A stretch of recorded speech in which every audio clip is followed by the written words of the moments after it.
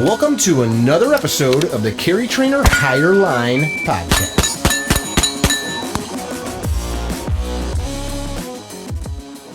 Hey guys, welcome to another episode of the Higher Line Podcast. We've got a very interesting guest today, Lieutenant Colonel, right, retired, Justin Dyal of the United States Marine Corps. You'd be the perfect guy to ask this question. I had a gentleman on the show, and I'll let you say something, and he was a Marine, and I just said what I said, and people freaked out. He was a former Marine, retired, I don't know, but he's no longer serving. So I said, like, you were a Marine, and people in the comment section were like, you dumb asshole, once Marine, always Marine, and people freaked out. So, like, what's the proper etiquette? Yeah, so, that's the thing. There's no such thing as a former Marine. Mm-hmm. In theory, that's kind of the marketing pitch, right? And certainly that's, once a Marine, always a Marine. It's goes down to the bone. But if you are that guy, it becomes really awkward to try to, every retired guy I know or former guy says, yeah, I was a former Marine. And, because how do you distinguish the guy who's no longer serving, right? Yes. So, yeah, it's some people will get a little energized about it, but it's predictable. What's the elevator pitch? Who is Justin Dyal?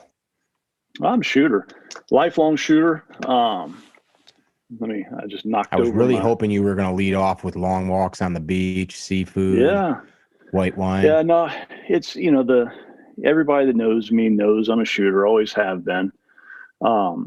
I happen to have done, a couple of decades in the Marine Corps. Mm-hmm. Been a writer for a good little while, also largely on shooting topics, predictably. Where would people have read your work? I wrote SWAT magazine, which is sadly no longer with us. Mm-hmm. For many years, I wrote under the name Ethan Johns. And so that was from 2009 till I think 16.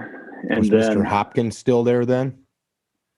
That was American Handgunner, and the Surefire magazine was where Cameron was at. He worked at SWAT too. I think he did a couple articles there. Yeah. Okay. All right.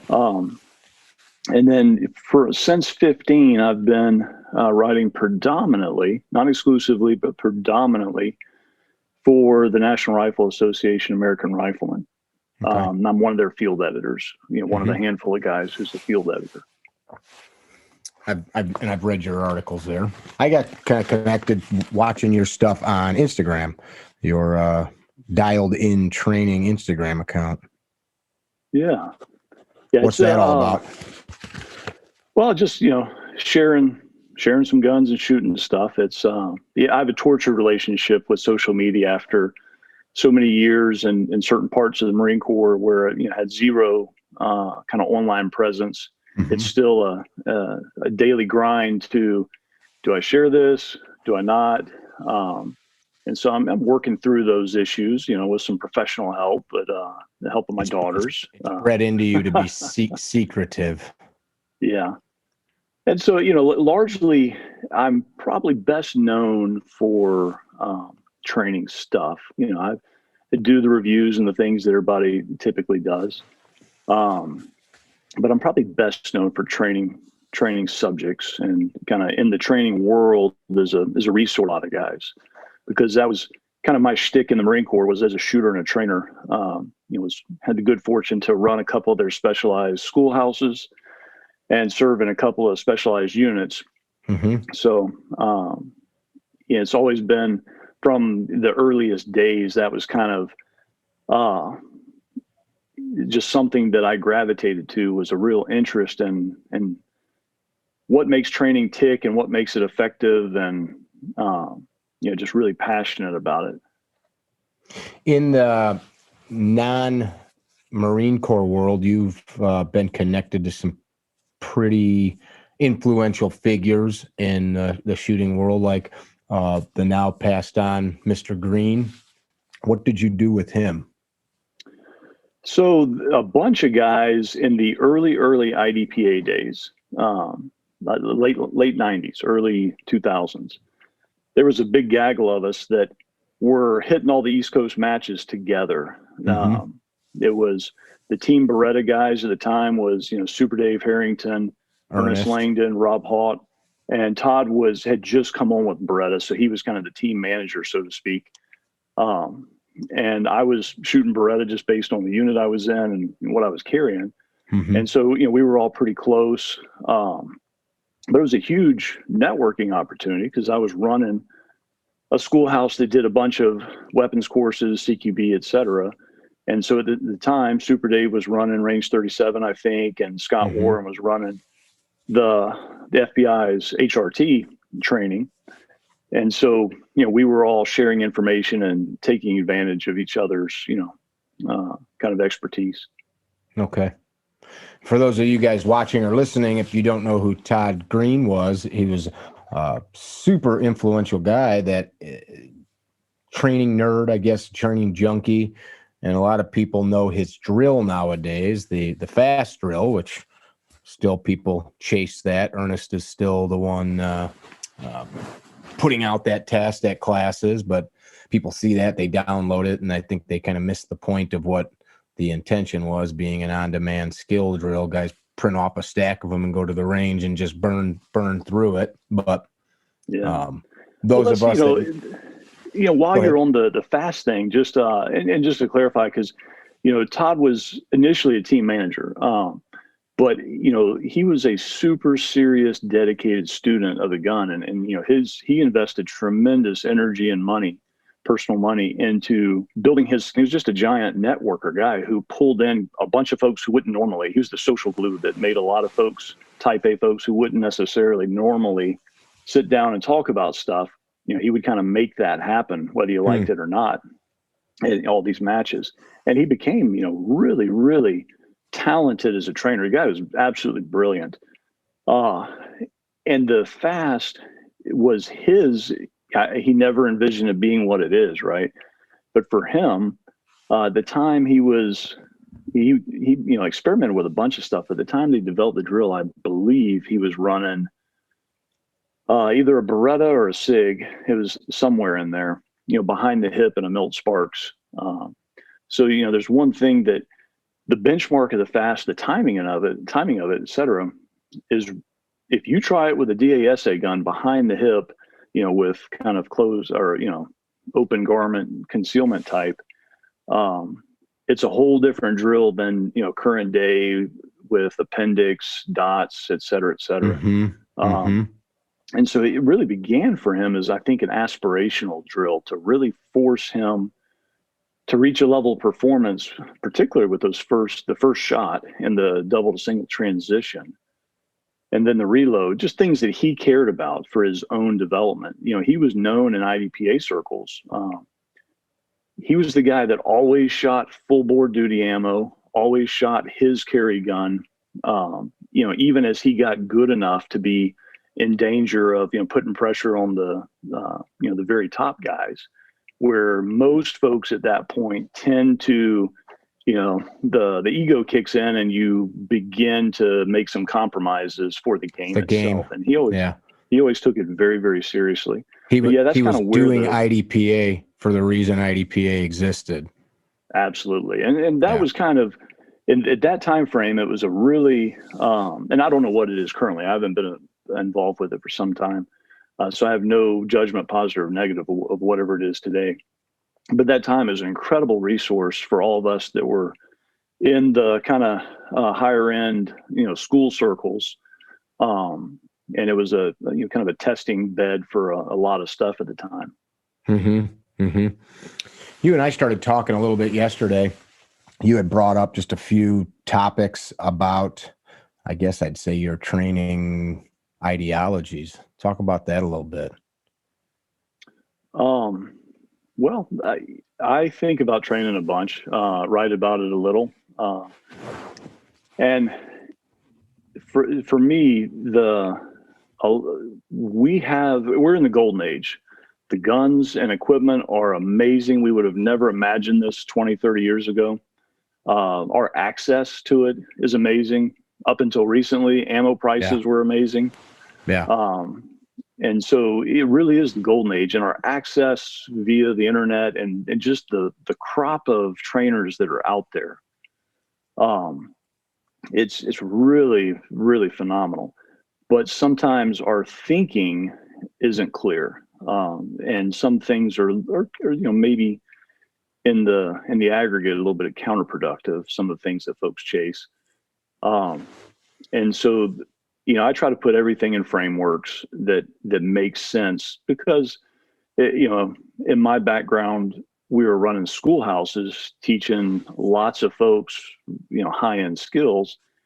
And when an instructor says, hey, I've got an idea, you have to have a way to kind of work through that and say, okay, are we just being stubborn for tradition's sake, or, how does this fit? So you really had to come up with meaningful ways to assimilate new information.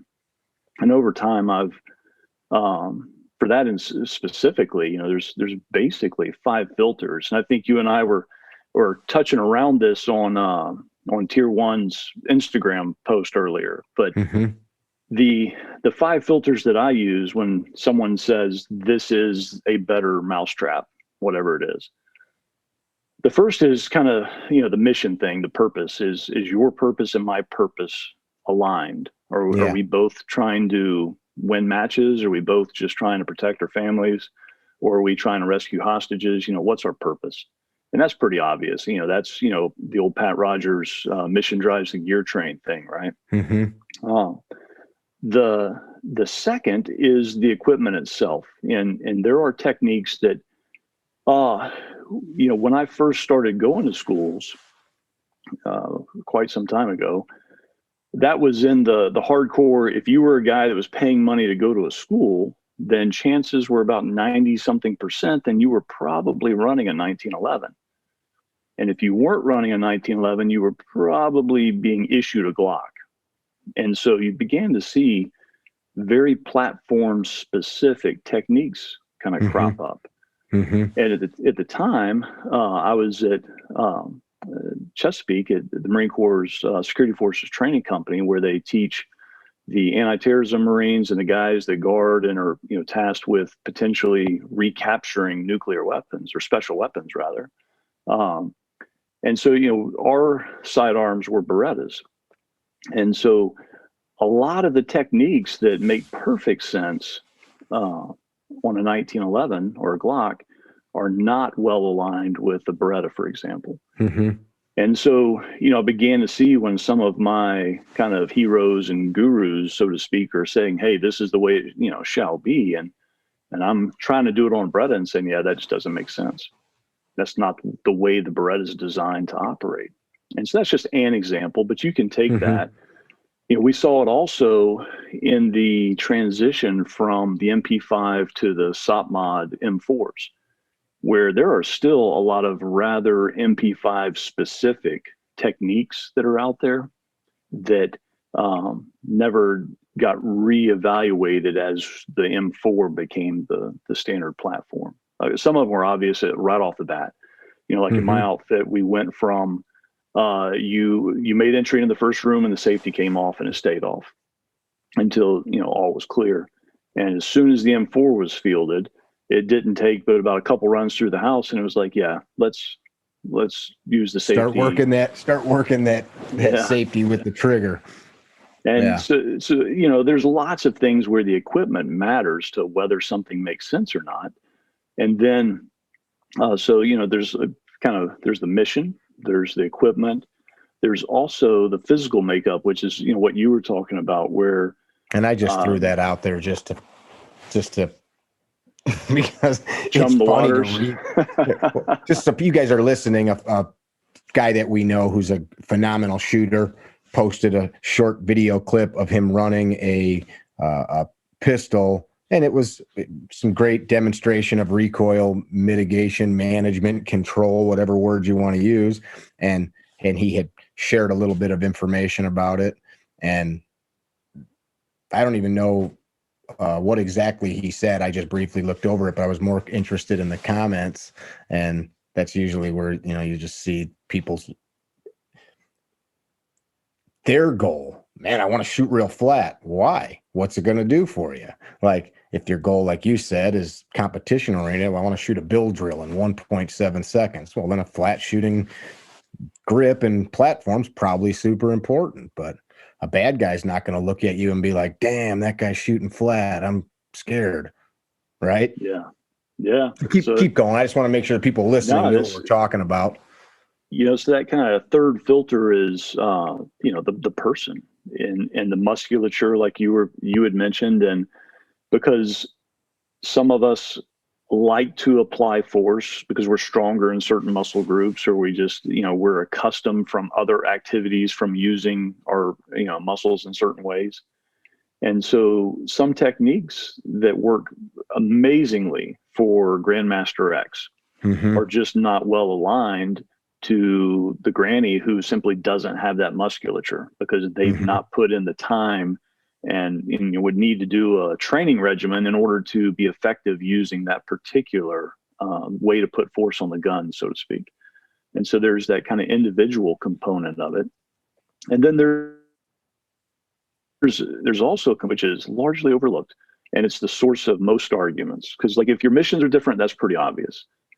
But there's this kind of old canard that, you know, the fundamentals are the fundamentals. But that's true, but it's somewhat misleading in the sense that if I'm dealing with someone who's been a special operator at the highest levels for many, many years and shoots on a weekly basis, large numbers of rounds, and has who knows how many hundreds of formal training hours at the highest levels, things that may or may not be appropriate to them and real enhancements to them may simply be unsafe for the person who is going to shoot 50 rounds this year and then maybe nothing for years to come. And there's, of course, a whole lot of space in between the two. And so the skill and experience matters as you evaluate if something's suitable or if it's a better way to do things. And which that kind of piece has to get evaluated against the first part. What's the goal? Yeah. And so that last piece, and it's one that I've actually added since I originally kind of started using this, was the resourcing. And because you can have something that is a great technique for the guy that shoots 300 rounds a week that will not hold up under pressure to a guy that shoots 300 rounds a year.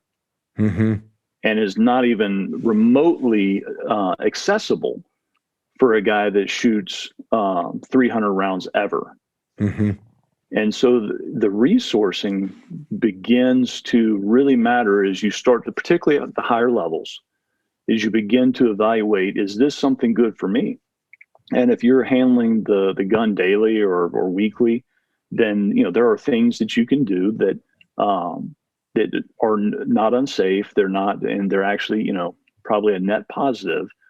That if you're dealing with a bunch of rookie cops who just got told, you know, strap on this sidearm and you know, go serve and protect, may not be wholly appropriate for them.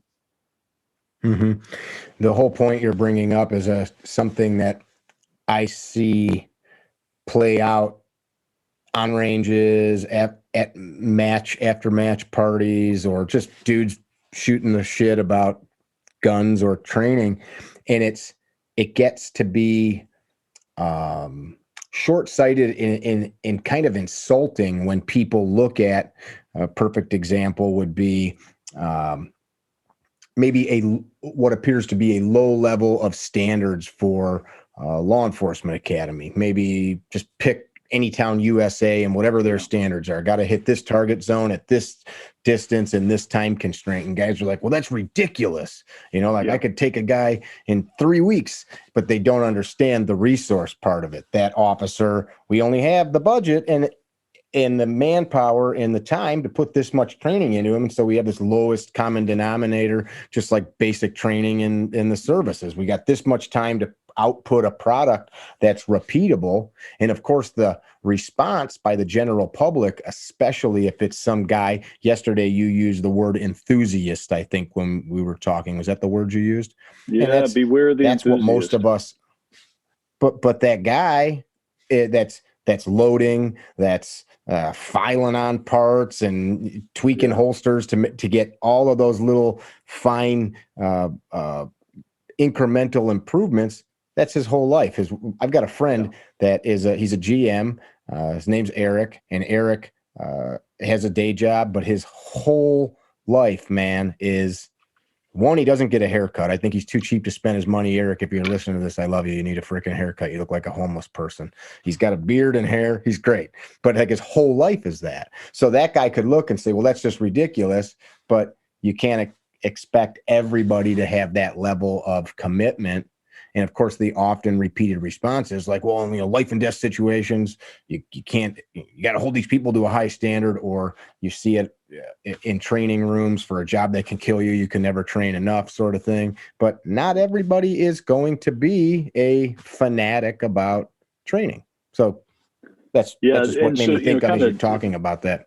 No, there's an idea that kind of dovetails into that a little bit, which is, though everyone is resource limited, we have this idea, particularly among the enthusiasts, that, like you said, organize their entire life around the pursuit of excellence with whichever firearm.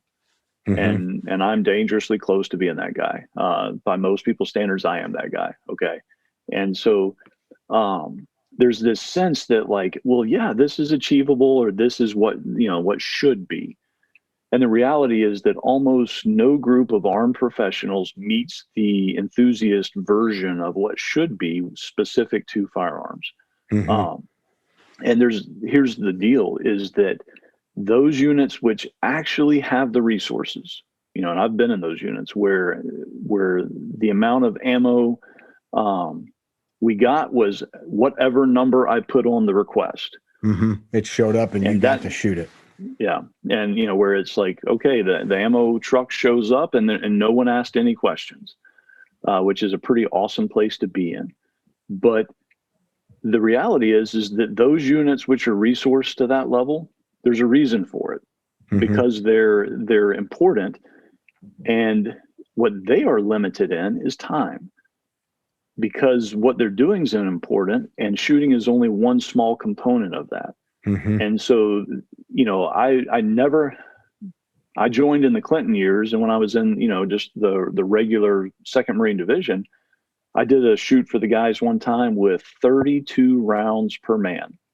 Wow. We had to go draw weapons, load the trucks, drive over to the range, check the range out, go through all these machinations. And we had about one magazine worth of 5.56 per man. That was the Clinton years. Great days. And, of course, 9/11 happened. But at the time, I was in a unit that ammo was just not the issue. And so, but time was. You only had access to ranges, when available, and the time that you had to devote to that topic. And so the units that have kind of everyone's, jealous of in terms of their ranges and their ammo availability, they typically don't have time. The people that have the time, there's a reason they have the time, because what they're doing is important in the grand scheme of things, but it's not critical to whoever the bureaucrats are. Mm-hmm. And they don't resource them with ammo, with ranges, with things. So they may have the time, but everyone's resource constrained. And then you hit units in the middle that have some time, they have ammo, but maybe their equipment is just like, it's 20 years behind the times. And mm-hmm. they're fighting against their equipment to try to use, modern techniques, for example, because they're stunning, stuff that would look right at home in a Grenada reenactment. So sure, everybody's resource constrained. Something like, just off the cup, that for the listeners that I'm thinking of, it'd be taking a older style carbine with a plastic fore end and trying to grip that gun like you would with a long tube on it. Like, get your hand out to the front. I'm going to grab the barrel. I can't do that. So I'm back in tight. Yeah. Yeah. It was it was a frustrating experience. I went to a guy's class. It was a good class overall, but I think his baseline was other units and enthusiasts who have a lot of flexibility with equipment. And quite frankly, he had nothing to offer these Marines that were stuck with, M16A2s and M16A4s because, and with the, Trijicon RC rifle combat optic, the with the eye relief that's about, maybe an eighth of an inch long. I'm You're exaggerating, but yeah. And so very little of what he was teaching was really applicable to them. And, they're frustrated, he's frustrated, but so it's, that's life, right? That would make me wonder, why did somebody have this person come teach this group of dudes? Is that your fault? Well, it wasn't a unit class so much as that he was in the area. There were a lot of local shooters, and then the Marine Corps sent, a handful of guys with their stuff to take advantage of it. And so I'm sure they got stuff out of the class, but for much of it, they were fighting their gear. Yeah, that's always an easy thing when guys do that. Like I took my pistol off because I'm sitting here, but my little SIG P365, I broke 3 of these now, and people say, well, they're junk, you broke them. I go, I put like one of them 15,000 rounds through it in the course of just a couple months, and it's going to break. They're not made for that. And I've shot them so much I've warped a holster just putting it into it, and the Kydex, like I couldn't get the gun out. I had to put it on a bench and beat it apart because it melted the plastic. But like I'll go to classes where guys are shooting high capacity, basically open guns, but hot rodded Glocks and stuff like that with comps and all that. Everybody shoves these monster guns in their appendix, and I'll show up with one of those little guns because I carry it, And so it's you could go a lot faster if you grabbed an open gun, but I'm not going to carry an open gun, so that's the gun I show up with. So that's like the response. I think most people, they want to buy their way out of it, get the fancier tool. Yeah. Or the tool that's maybe meant to go faster and that is not congruent with my goals, which I think was your first point of your 5. My goal is to be efficient with the stuff that I'll have on me if I ever need it. This is what I'm going to have. I'm not going to have the open gun or the race gun with the freaking 30 round magazine hanging out of it. But then the response is, well, why not? Because I don't want it. What do you carry around with you on a daily basis? Lately it's been a Glock 48 is what I carry frequently. I would say that's the similar. Most. Yeah. I shoot it pretty well. Shoot it well enough that I'm comfortable with it. Stock gun. It has Dawson sights, and that's it. Mm-hmm. Yeah. The Chargers. I think the Dawson Chargers. I've seen your stuff and several others, and I've thought I've like I waste a lot of money, but I'm kind of cheap. And so I'm like, I need to send this to Ben down on Boresight and get the Razorback things. I think that would make a huge difference. That little tiny hump, man. Oh my goodness. I so want to do it. But in my case, I hesitate to invest much money into any particular carry gun because I'm usually only a couple of months away from some company launching something and bringing me stuff out shooting it. Yeah. And so I don't know how long I'll be on the Glock 48. Before that I was running, Ernest's Langdon Tacticals PX4 compact carry, which I love. I love that gun. Yeah. I really like that one. And, but it's a little, it's thick. It's just part of that design. It's on the thicker end of things. Did that one have Ben's stipple job on it? No, there again, like I said, I waste a lot of money, but I'm cheap. So One day I need to just box up everything and send them to him. He did an M&P for me years ago after he and I were in Kyle Lamb's pistol instruction DVD, back in the day. Mm-hmm. And he did an M&P for me, which was kind of my primary training / competition gun for a while. And when my unit switched to Glocks, I did as well. So. Okay. So that's why you're carrying that little 48 around? Yeah, it just right now it works. When I'm not carrying that lately, I've been shooting the new Walther PDP a lot, and Sweet gun. Yeah, I'm gonna teach with it this year, and so I'm carrying it quite a bit in a Filster floodlight. Is it the one that the flashlight is the Surefire is what it indexes off of? Mm-hmm. And so, yeah, really, I'm enjoying that quite a bit. So, it's probably half and half between the PDP and the 48.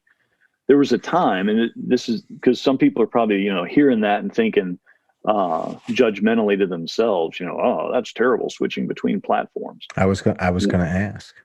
Yeah. So there was a time for years where I had to be very careful. I carried a Glock 23 was one of my very first, carry guns when that was a brand new platform, to kind of give you a sense of time. That's a long time ago.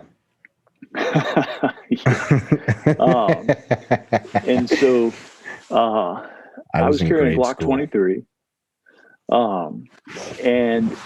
But I found that I couldn't switch at that point in time. I could not switch between the Glock and the Beretta. And so I went back to the 1911 for concealed carry for a long time, because I can switch between a Beretta and 1911 pretty seamlessly. And so I avoided Glocks like the plague. And then when my unit switched, I switched and kind of went heavy into Glocks for quite a few years. But I found, and of course that's, probably at close to 30 years into this, and who knows how many, rounds, that, me swapping platforms in any given moment, I'm giving up a little bit, but it would certainly matter if I was, chasing some kind of, title. But in terms of any realistic practical performance, I can, it just doesn't affect You've me got like so much time. It'd be like jumping in my truck versus yours. You're going to drive the truck. Yeah. I get you. It's just really, it's not the issue that it used to be. And it really was an issue. So I understand if folks kind of hear that and think, yeah, I need to pick a family of weapons and stick with it. I mean, I'm no longer in a, hunting people for a living type business. I'm in a pretty low threat area. I shoot because I love to shoot. And so the little bit I give up hopping around in any given day is really kind of minuscule. Yeah, I think that's one of those things that you can fixate on, and then it becomes one of these dogmatic ideas. I most definitely tell new guys, I'll have dudes come out to classes and they'll open a case up and it'll be like double, single, couple striker guns. And they're like, I'm going to shoot this one today. And it's like, well, you don't even know how to draw a gun. Like, let's just pick one and stick with that and not get off. I agree wholeheartedly at that point of the climb. Because there usually is, everybody likes to argue platforms, in terms of striker fired versus single action, double single, et cetera, DAO, whatever. I like to run them all and just kind of, because I do think from a training perspective, there are platform specific things to address that they can help a guy that says like, hey, I am a double single guy. Well, then he can do things that a certainly a single action guy can't. And the striker fired tend to be a little bit in the middle, but you can usually watch a guy as he presents to the target and where his finger contacts the trigger, or hers, where their finger contacts the trigger and where they start to apply pressure. And I can, with pretty high confidence, tell you the platform that their instructor gravitates to. Very cool. Yeah, I'm with you on the betterment that comes from, well, maybe not that can come from the different platforms. Like I like striker fired guns. I shoot the double singles and have for, oh, I don't know, 6-7 years predominantly. My buddy Les Pepperoni, another GM. He was shooting for Wilson Combat at the time, which I had them build me one, and we were out doing some training together. And I always show up like this before it was a cool guy thing. I'm just trained with whatever gun I carried, kind of like you're talking about, Todd. It just didn't make any sense to me to do anything different. And he carried a gun, but he'd always switch back and forth from his comp rig to, and he shot production, but I'm like, man, why don't you start shooting, the way that you carry? So he challenged me to stick with my double single. As long as I did, he would shoot the appendix. I think we said like 3 months or 6 months or something. And he guaranteed me, he said, you'll be a better shooter from learning that double action and really, mastering the trigger, but mastering both, where it no longer became something to think about. And he was right, like, for sure. Oh yeah. I mean, if we could build a time machine and take the triggers that are on double single guns today and put them in the military and law enforcement double single guns of the early 90s and late 80s, I think it'd be a different world that we're living in. For whatever reason, they were so, and still a lot of the stock ones are just oversprung. The mainsprings are just way oversprung.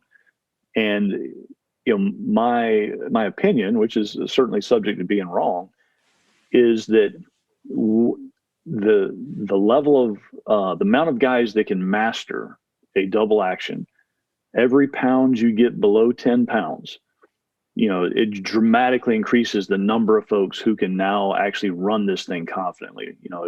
A 9 pound is a totally different animal than, say, an 11 pound. And an 8 pound and a 7 pound are now getting into the realm where almost anyone can run this thing with confidence with some good instruction. And that's kind of where we're at with, particularly like the Langdon tactical stuff with the PX4s and the 92s, where with zero risk to reliability, you can get down to 7.5, 8 pounds. Yeah, it's awesome. Yeah, and that's another one of those points where dogmatic thinking. I've got friends that are old crusty cops that come over to my house and see these guns, and they're like, I don't understand why you have that crap. You got to learn 2 distinct trigger pulls. And it's like, man, some dude told you that shit at the range, and you like literally for 30 years have stuck to that. You don't even know how to shoot in general. Like, shut up. You don't know what you're talking about. But guys stick to that. It's great to see. I mean, a couple years ago, anybody that had a dot on their gun was a weirdo. And then appendix. I mean, I was helping some guys as they got out of the military get training companies stood up like during the last decade. Did some stuff with NRA, helping them stand up a training program 5 years ago or so, and it was all special operations guys from the Army and the Navy. And I'm showed up with actually I had that Wilson Combat at the time inside the waistband, and they're like, we can't train people with a appendix carry gun. Like, that's just insane. I'm like, well, like, this is pretty normal now. And they're like, normal for idiots, like this was 5 years ago. And now it's completely normal, right? Now you're almost abnormal if you don't carry a gun like that, or at least accept it. And now we got single actions, man. I got 2 buddies working for STI now, running their gun. Yeah, that's interesting.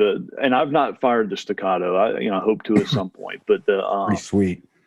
The kind of the resurgence of the single actions are really, man, plot twist. Who'd have thought that? Right about the time we had deep sixed all the 1911s.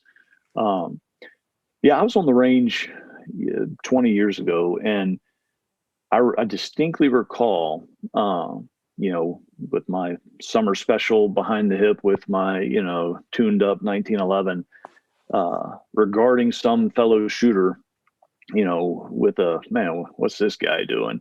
as he, and of course at the time there really were no legitimate appendix holsters, but he pulled out some kind of car, I think it was, out of an appendix rig and just blazed.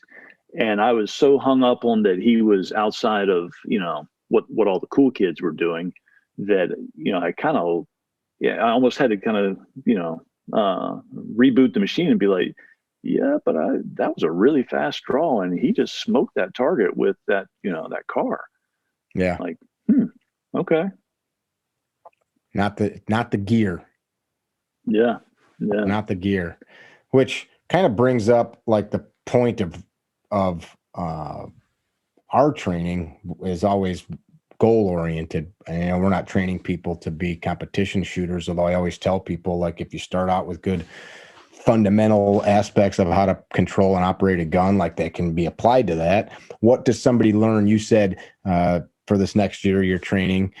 What are you training? What are people, if people attend your courses? I know you've got an instructor development course up by us in Wisconsin with the Vortex folks. What did they learn from you? What are you passing on?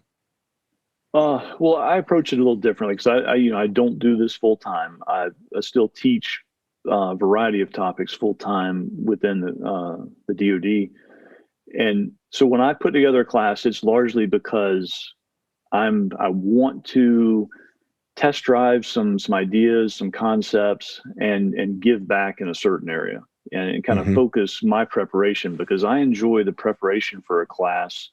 That focuses my kind of personal development, where I'm like, okay, I'm going to do a certain thing. This year I did a force on force with Blue Force gear. Oh, cool. Handgun force on force that went pretty well. I'm doing some closed sessions, and then the trainer's turbo that you're mentioning up in Vortex Edge's new facility.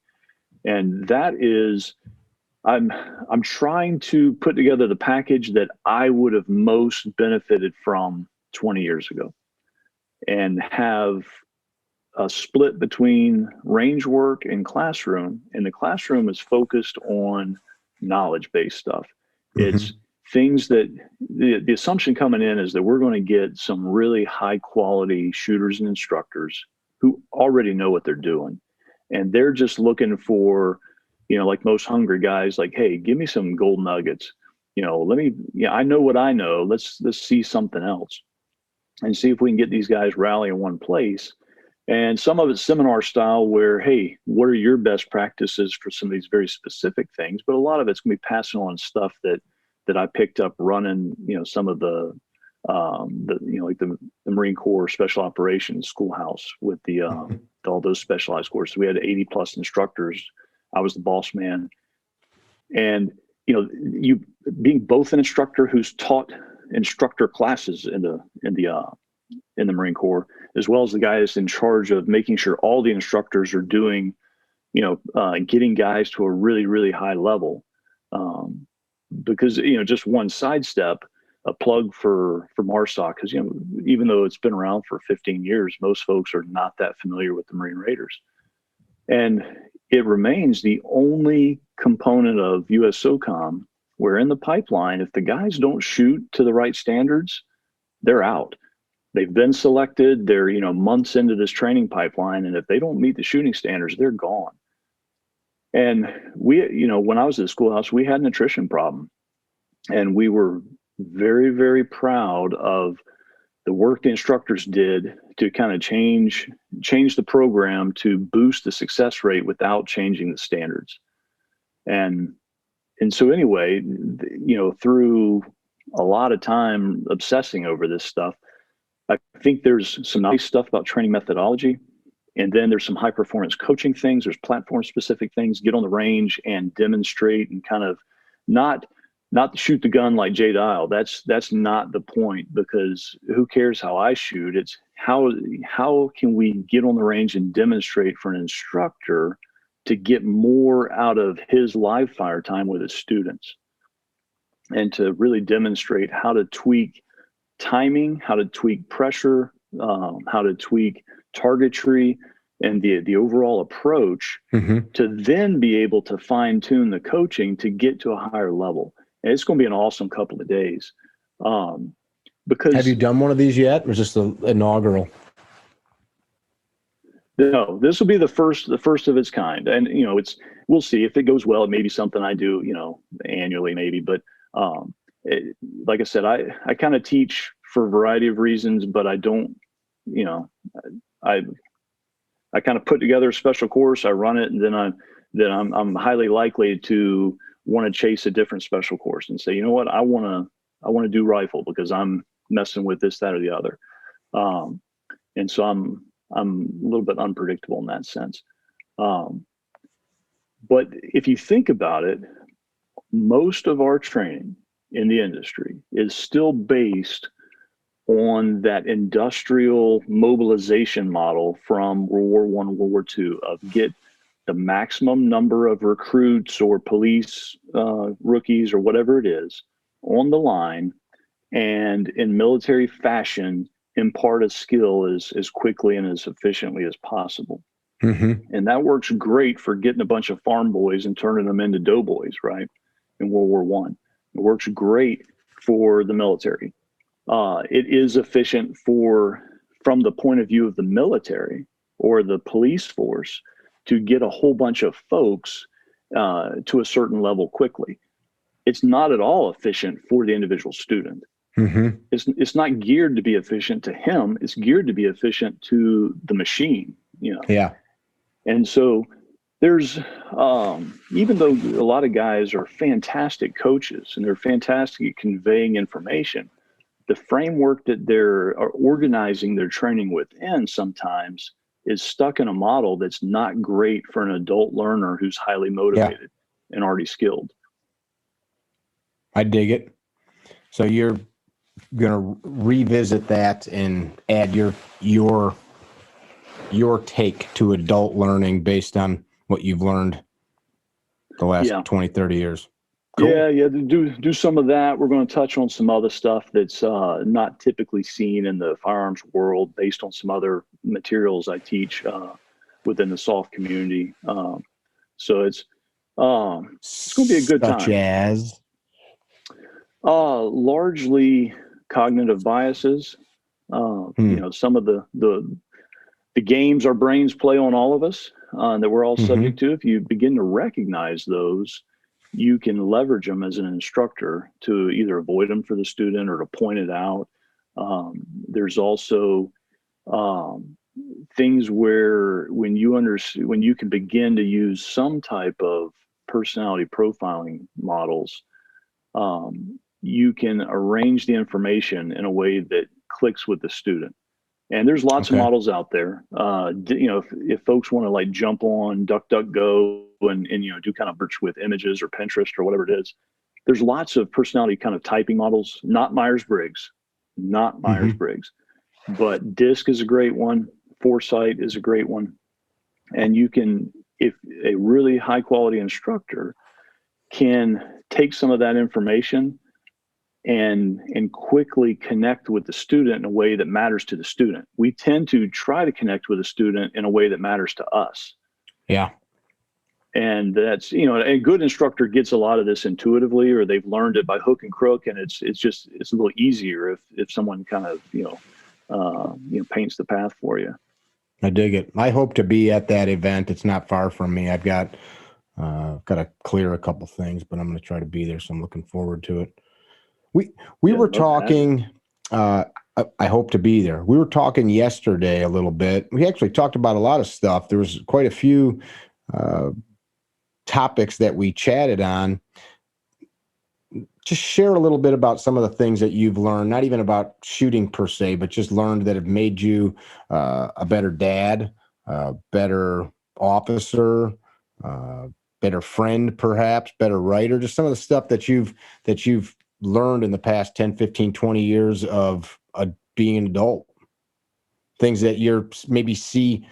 Let me reframe that question a little bit in the context of this, things that maybe if you had learned sooner could have helped you along your way, things that possibly you see lacking in society as a whole.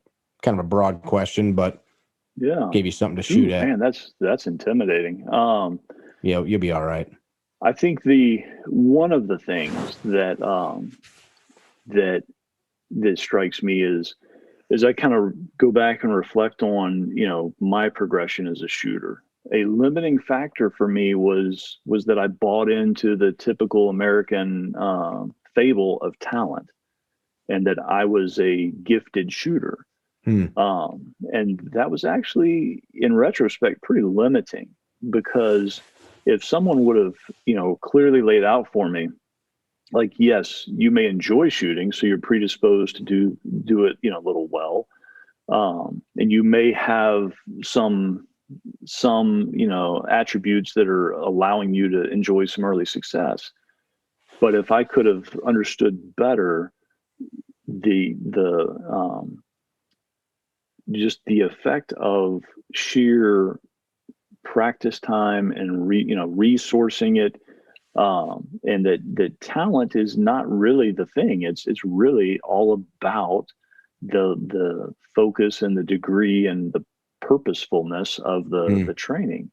And I think I would have gotten gotten where I'd like to be a little faster, I suspect, or approach things somewhat differently. And I competed in a lot of different disciplines, and pretty credibly, but it was, for me, one of the big limiting factors was that I enjoyed shooting so much that it was actually counterproductive to being a champion. Because if you enjoy it, you want to just do the things you enjoy. I want to go shoot this type of firearm also, or I want to do this, and it's recreation time instead of just focused work training time. And so I was fortunate that I kind of recognized that I loved to shoot, and that I was as a junior shooter, back when high schools had rifle teams, passed as a different country, et cetera, et cetera. As a junior shooter, I had, gotten the scholarship to the Olympic Training Center and, trained with the Olympic coaches. And I quickly realized that I was on the cusp of being good enough to compete, to, be an athlete, but that I wasn't willing to pay the bill. And, it was a fork in the road. Do I want to be a Marine? Do I want to be a, Olympic medalist? And for me, it was pretty clear. I wanted to be a Marine. And so, just understanding the value of the work, that, in many things, talent can be deceptive or overrated a little bit. So with my daughters, I'm constantly emphasizing for them, because I think my generation had a different view of things, that, this is your career and this is what you're preparing to be. And then you're that thing. And then when you're not that thing, you're retired. The thing I'm most trying to encourage my girls to think about is that everything is building skills and talents and experiences that you can then use for the next thing. And that the days of perhaps a long career are, it doesn't have to be that way. It certainly can be for folks, but that every experience, even the bad ones, it's like in the military, we would call it a learning experience, which would just meant that, you had really screwed up, or this was just the most awful experience ever. It was a learning experience. It was the euphemism. But in the case of the young folks, I really think that they're in a position with just the rapid changes across society, that they can stack together a bunch of experiences and little skills. I saw and I don't recall who it was, but it was on Twitter somewhere. And it was saying that the intersection of the things that you're good at, and it was a Venn diagram showing all these overlapping circles, skill 1 through however many. The intersection of those things that you're good at is that thing which you're great at, that no one else can do. And that clicked with me, because that, work in the special operations schoolhouse, that selection approach of finding these almost impossible humans to find, that have all of these little above average skills that accumulate to this just ridiculously capable, unique humans. It's not that they're amazing in any one area. It's that they're combining above average intelligence, with above average perseverance, with above average, all these other things. Sure. Which is just incredibly challenging to find.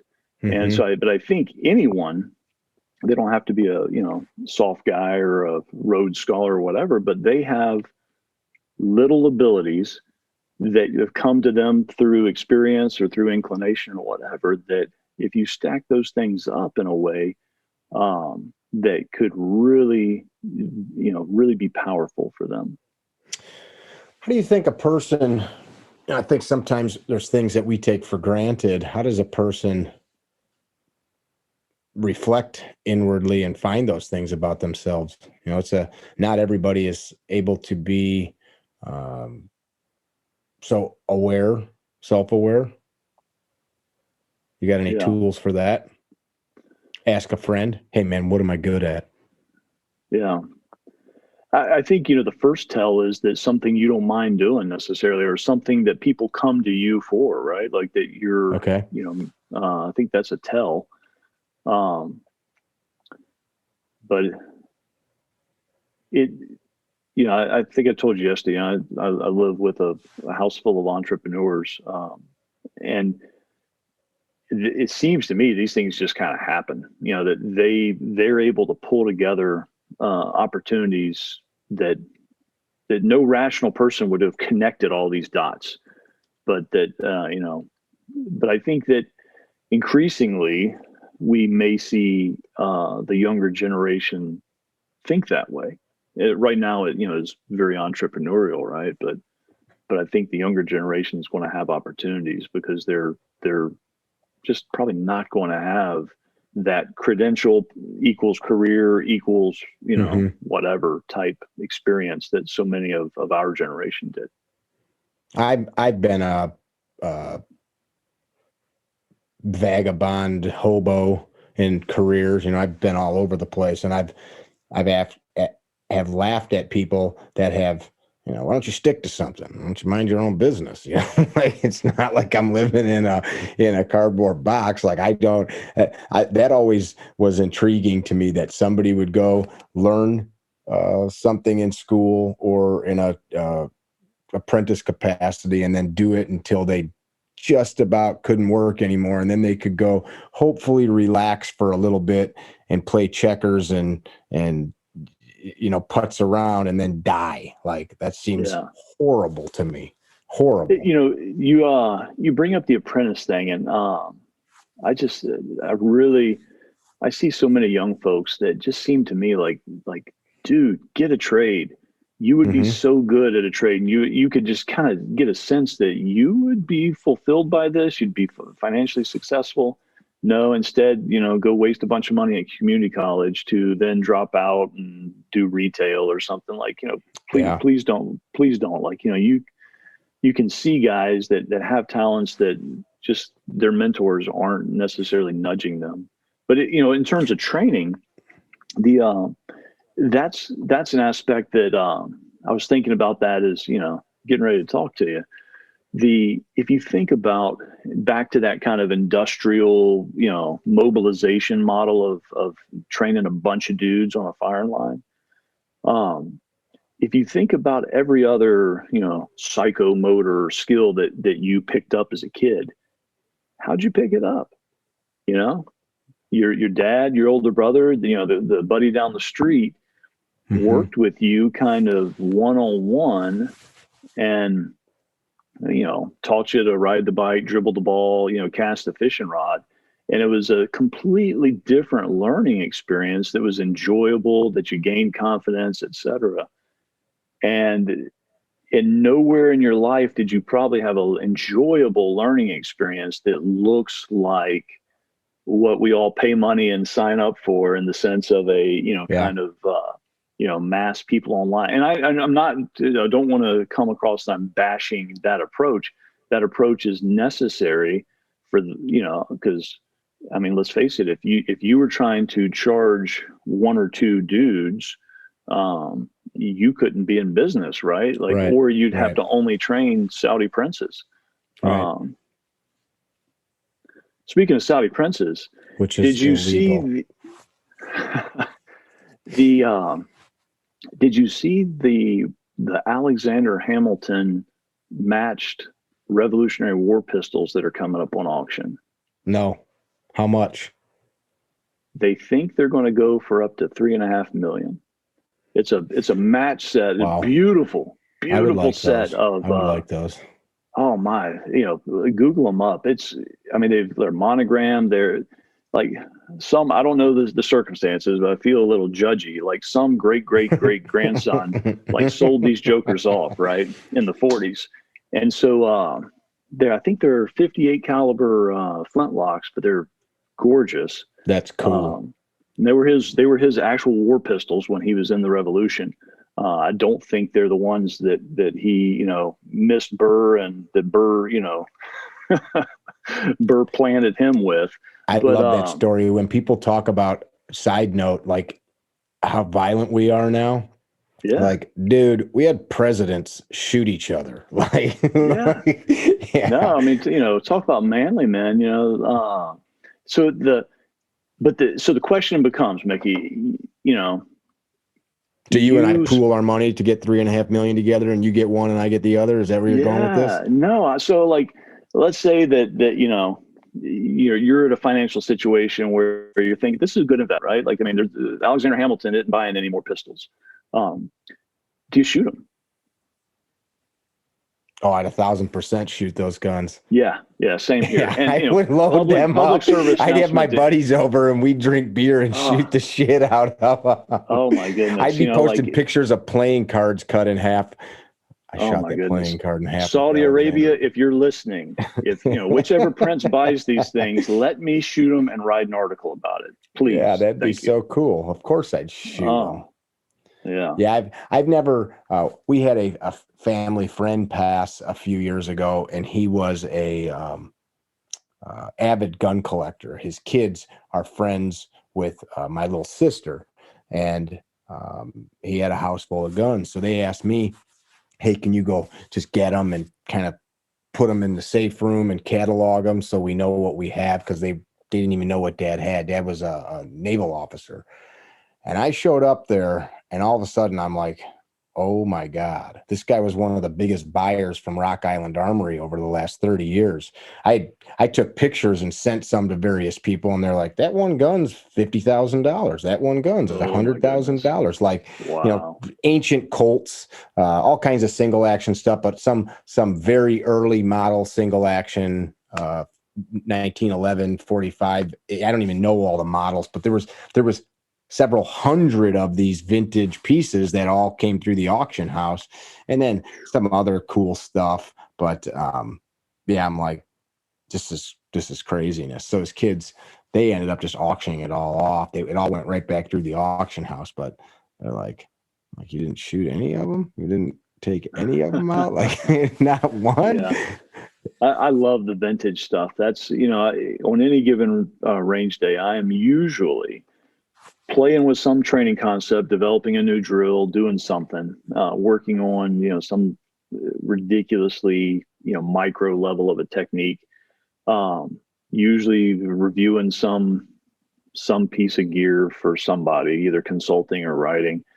And then it's me time. And that's when, something from, kind of the golden era comes out of the bag, and I'll shoot, a World War I gun, or I really enjoy kind of the 1950s and 1960s stuff lately. If you could have one sidearm and that was it, what would it be? Just one. Go.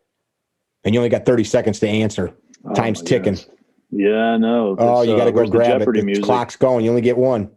I think I'm going to have to go with a vintage custom 1911. Oh, nice. All right. Be a Smith & Wesson 357 for me. That's good choice. Good choice. Yeah, I love those. Yeah. Even one of the more modern ones. I've got like the 686, the 7-shotter. I love those guns. I had the Performance Center do one years ago. It's pretty buttery smooth and accurate as heck.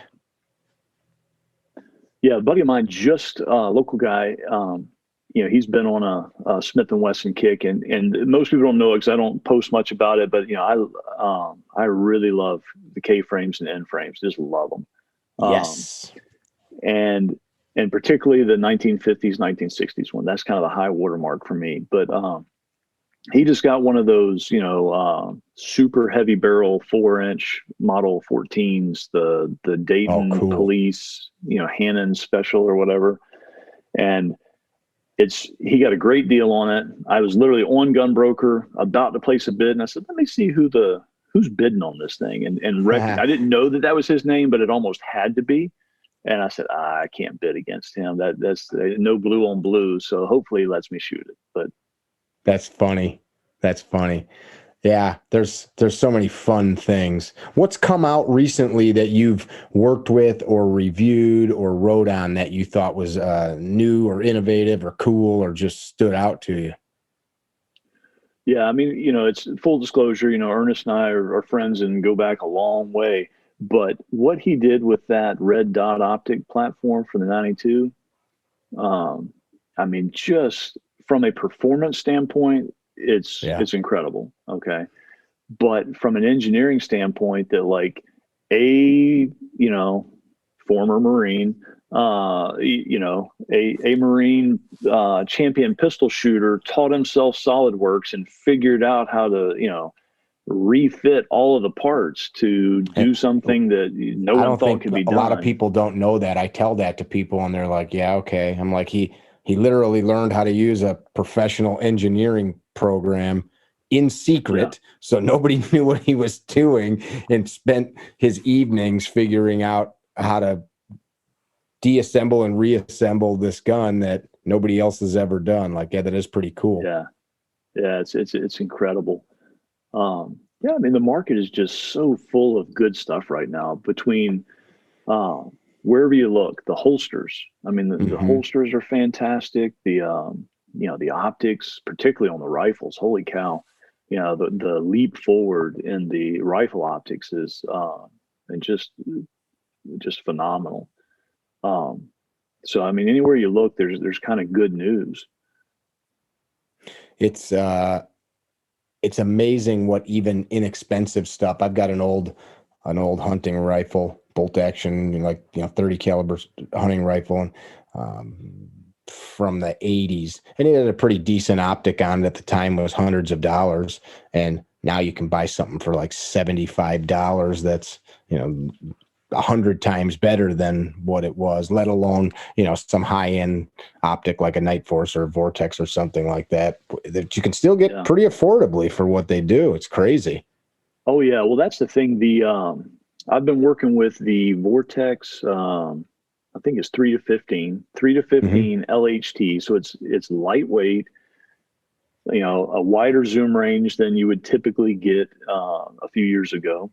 And the reticle is fantastic. I mean, it's second focal plane, but the reticle is fantastic. And so for them to get a lightweight, relatively low cost thing that quite frankly, 10 years ago, that would have been state of the art for anything on maybe a little more than 10 years ago, but not that long ago, that would have been the state of the art kind of designated marksman rifle optic. And now it's just, one of dozens of great options on the market, but that one in particular jumps out at me as, a blend of features and price and weight and performance. That's just really, really cool.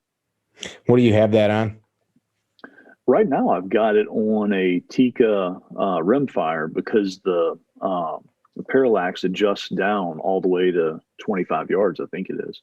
Okay. And so it's really, really good on a rimfire to do work precision stuff. And it's, I enjoy, I don't shoot the, whatever the precision rimfire stuff, the matches, but I do a lot of just barricade work and kind of skill work using rimfire because I don't need to shoot center fire to work on position. Sure.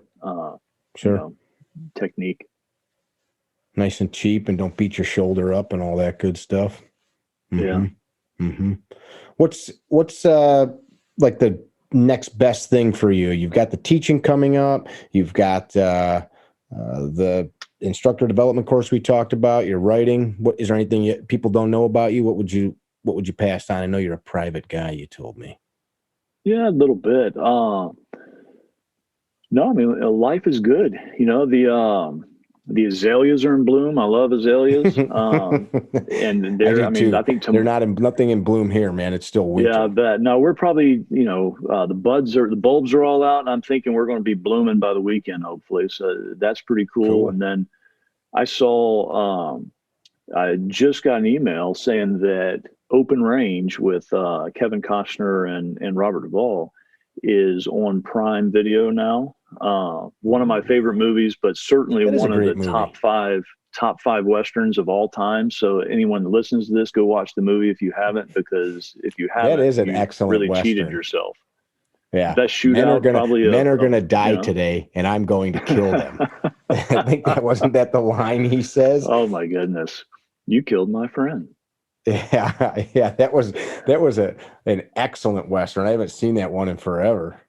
Oh yeah, it is fantastic. So that was exciting. So that's yeah, that gets you hyped up. That there's a movie that Westerns. you could, but you could buy it. You could download it for. Well, I own it, but at this point, I probably have 3 copies of the DVD, but I have no DVD player at this point. So it's yeah. Here's something I'll ask you that you've got some insights in, I'm certain. So we've got all kinds of crazy gun legislation coming down the pipeline. We've got all kinds of crap with COVID and election fraud and all the different things going on. What do you say when you see online, or I'm assuming people in your circle are not the folks that are commenting on what I'm about to say, but people that think, everything's a conspiracy. The government's out to get us. They're going to take all of our guns away. They're going to send a Marine Corps door to door to take guns away. Like, what are your thoughts on that? Oh, man, I hope not. The amount of change is, I think, to most people disorienting. There's some things that have happened recently with this that across the government that it's a little disorienting, and I think a lot of guys are just kind of looking left, looking right, like this just seems really off-putting, right? Like I didn't know that we had extremists in our rank. Am I the extremist? Because I've never seen one, right? And so a lot of guys seem just a little kind of like, that approach to some of the things that are happening lately. It is concern as a citizen, I would tell you that it's concerning the level of just the craziness that's out there. That you really. I think the net positive is there's probably no one left in America who will just blindly take what they see on the internet or what they're told by a news source, and that's a huge net positive. But the downside is there's a reason that no one in America will take what they see and trust it. So it's God bless America. So what is your advice? What's your advice to people that are in this space of what do I do? How can I do my part? I don't know what's going to happen. I'm freaked the heck out. Yeah. That's really not my space, but I'll tell you, for me and mine, we are in the kind of love your neighbor space. Like local matters more than ever, in the sense that we can't let random stuff that people feed themselves via their cell phone drive good people who are in the same community apart, and artificially in most cases, I would say. And so, love your neighbor, support local, and pay attention to local, right? Because I think too many of us have taken for granted what the local government, local school board, Yeah. local. Sounds to me like that is your space. You said it's not your space, but your answer was spot on. So I appreciate the humbleness, but you actually had the correct answer. Come on, man. So now what else have you been holding back on me on? Oh my goodness. Yeah, I'll give you some investing advice. No. here's a question that we can Yeah, there we go. A question that I asked some folks as we part. If the folks that watched, that listened, first before you answer that, how do people find you? It's difficult, the ones that right? you want. Yeah, selection is continuous. No, it's because I'm not in the space full time and really don't intend to be. It's always helpful if folks, when I do write something, if folks like it, share it, whatever, whatever it keeps. And now you're writing under your real name. Yeah. For some years, you can go to American Rifleman web, online, and there's probably 40 articles there. Unfortunately, a lot of the old stuff just kind of disappeared when SWAT went out of business. Because I've written quite a few, probably 20 or so of them, truly matter in the grand scheme of things, that they might, be worth something, down the road. But if folks want to check it out, they can go to American Rifleman, kind of read some of what I've got out there. And I will say, if we have time for it, that, the gun rider thing, right? Like there's, the cliche that gun riders can't shoot, and, that gun articles are, whatever, bought and paid for, and this, that, and the other. It's really interesting because we're probably in the best space for real shooters as riders of any time in the last, 30, 40 years. There's guys, that are out there riding. Tom Beckstrand, Eric Poole, Clay Martin, all war Tom fighters. Marshall, guys that are, not just veterans, but, high-end veterans who are thoughtful and can shoot lights out, and no one's buying what they're saying, they're giving you good stuff. And the reality of the business is, if something's really, really bad, then the consumer might want to hear the bad news, but that's just not the way the business works, right? Like you don't print something that was a complete train wreck. You give it back to the factory and they fix it, and they release it down the road. But in terms of just the standard stuff, I mean, I've been writing quite a while now, and no one's edited my stuff for content. They might have fixed my grammar here and there. And certainly no one's shrunk your groups. No, that's the thing. I'm just kidding. It's, I can't speak for other folks, but I had to really, when I wrote for SWAT, there was no standard protocol. So I avoided grouping as much as I could, and just tried to kind of anecdotally test accuracy, so to speak. Not really, less rigorous. When I started writing for Rifleman, I mean, it's no joke. I mean, a major article is 30 plus groups. And so I had to really learn to shoot groups, which was hugely beneficial to me. I if you want a new idea, go read an old book. I didn't like shooting from the bench. I felt it was stupid. It doesn't translate and transfer back to my primary needs for the pistol. So I had found in, I want to say it was in General Hatcher's, Major Hatcher at the time, his 1927 text, a standing rest. And it kind of got the wheels turning. So I designed a standing rest and taught myself how to shoot off of it, so that my rested groups, if I photoshopped out the rest, look exactly like my standing slow fire stance. And it worked out like gangbusters. That's cool. It took me a minute. I thought just to understand what you're saying. So you built this thing literally to support the gun, that you're not having to modify and change your grip stance, any of that business. Right. You're not squatting down over a table or a bench or doing some weird posture.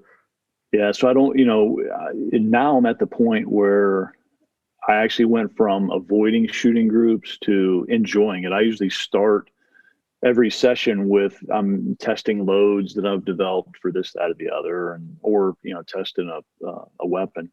But yeah, the standing rest was huge for me because it allows me to basically transfer 90+% of the effort into what I'm doing without the rest. And the folks that hunker down, is it wood? Yeah. So I designed a technical barricade to use for rifle stuff because I was shooting a bunch of 3-gun at the time. And then I basically had designed it such that it was the perfect size for me to do a high standing, a high standing kind of technical barricade shot with the rifle.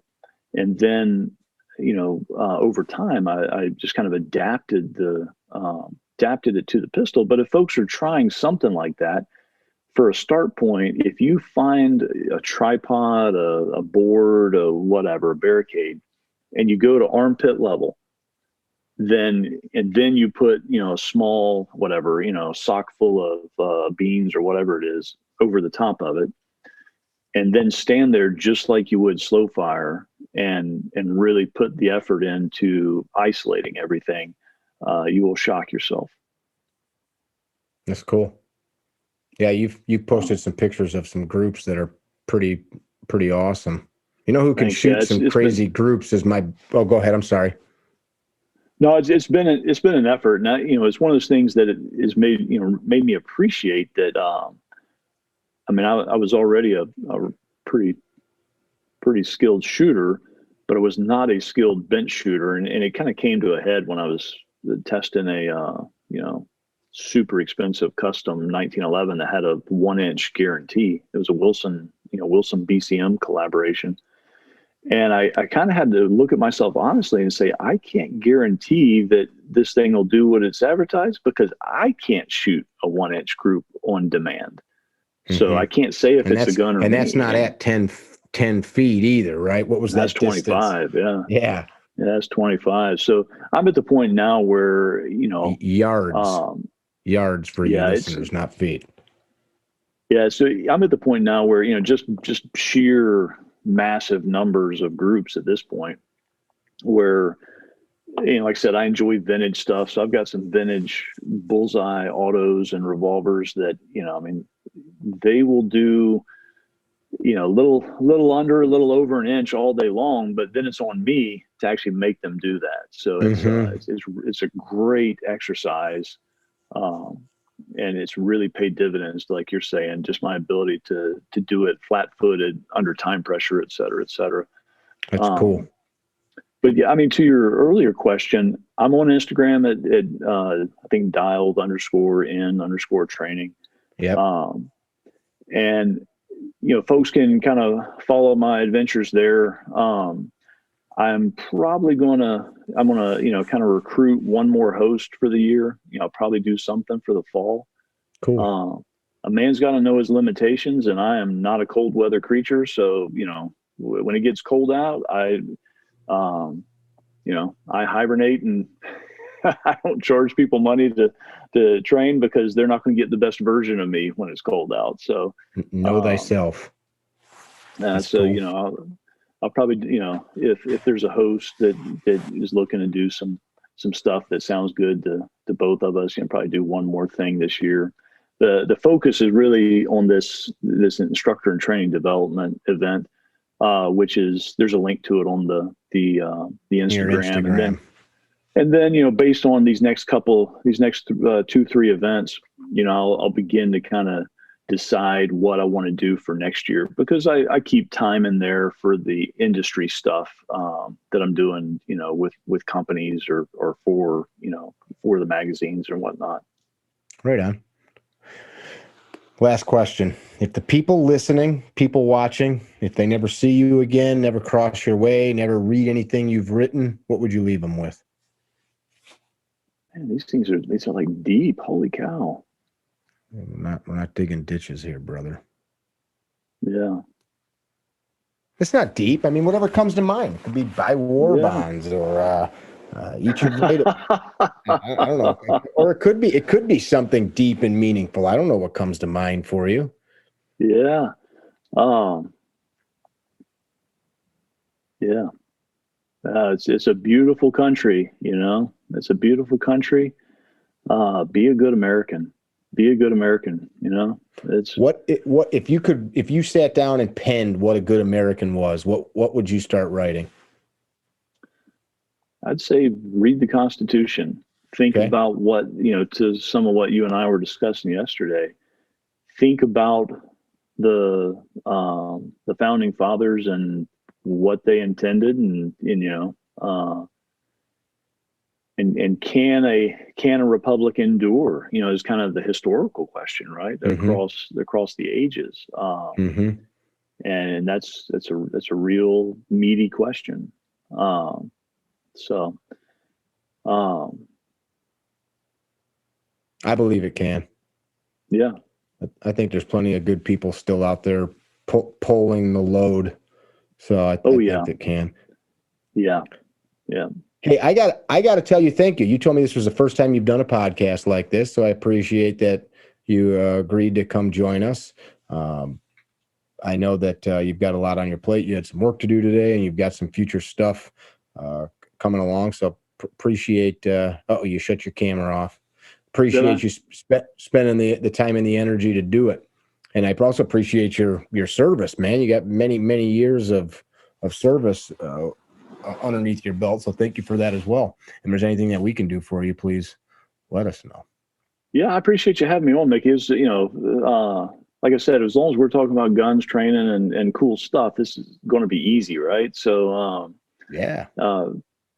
enjoy that we can do this, you know, without the podcast, you know, carry it on down the road. But I hope to shoot with you sometime.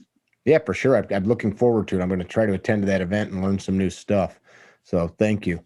You guys that tuned in, if you dug the podcast, please leave a comment. If you're listening in one of the podcast spots like iTunes or Google Play, throw a review up of the show. Share it if you think it was meaningful, or if some friends of yours or people that you communicate with would find some value in it. Visit the Instagram page, dialed_in_training, at dialed in training, with an underscore between the dialed, the in, and the training.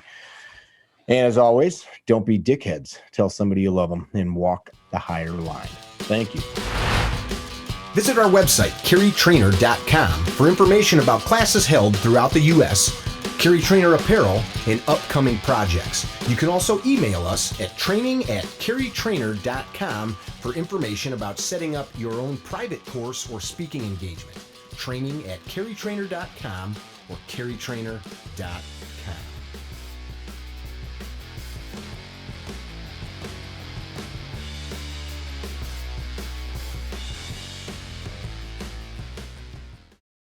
Hey, little brother, what do you think of gunfighter gun oil? I'm gonna have to show you.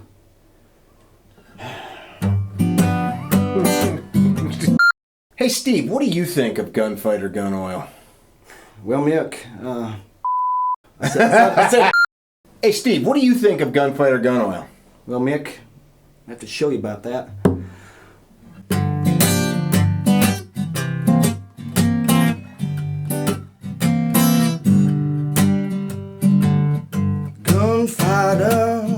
Gunfighter lube.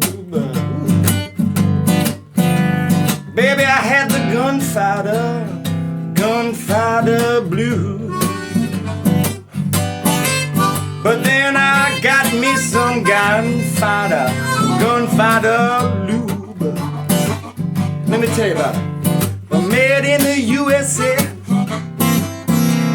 Amazing lubricity. Amazing adhesion, baby. 100% synthetic. But it's gonna last you.